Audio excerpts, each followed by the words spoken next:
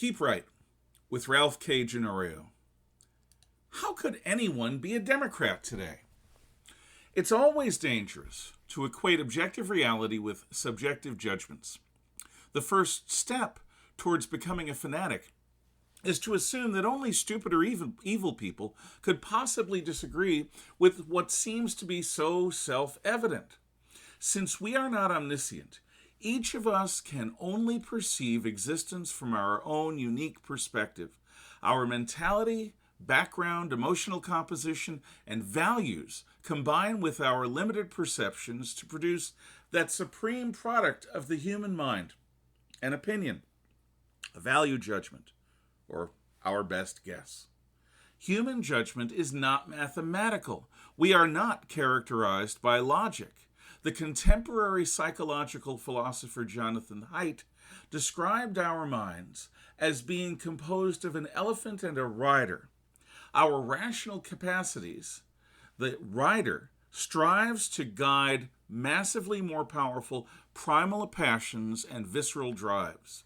The very first thing that most people do in a crisis is to bridle their adrenalized instincts and struggle to think clearly. This is about as easy as a mahout employing all of his skills to keep a panicked Indian elephant from stampeding. While possible, such an urgent task is always fraught with danger. Now, faith does not merely come from experiencing some kind of revelation. Faith is a choice to accept a particular revelation. Our convictions derive from pre-existing values, prior decisions, and earlier understandings of meaning within our subconscious.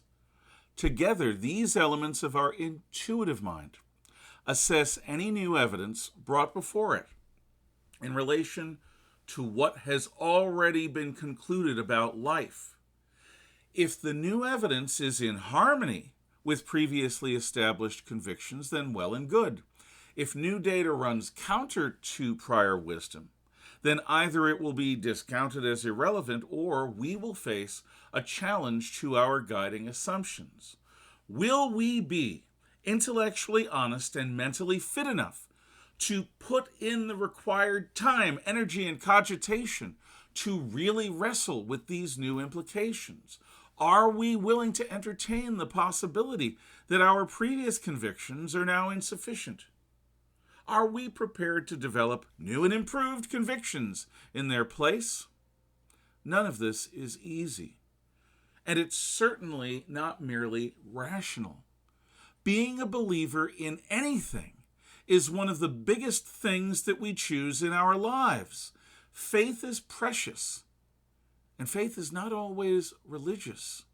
For some, political philosophy supplants religion as their primary fundamentally essential belief. All of this explains just how difficult it is for any person to reconsider their guiding faith. Many liberals, progressives, social democrats, anarcho-syndicalists, socialists, and communists came to their convictions through sincere hard work and serious reflection.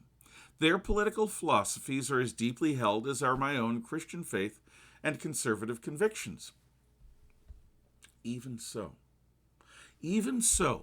given their stances on so many issues, how can anyone in good conscience support today's Democrat Party, preferring illegal aliens to legal immigrants and American citizens, supporting citywide riotous insurrections that persists for days and weeks, encouraging a medical mutilation of children and teens worse than African female circumcision, accepting as normal injuries to girls and women perpetrated by transvestite male athletes, opposing reasonable policing, actively undermining law and order, cheering on rogue judges who exceed all precedent and perniciously interfere with executive governance, prioritizing an extreme vision of planetary ecology over the pressing needs of countless human beings, abiding breathtaking levels of personal corruption in leaders so long as they adhere to the party line,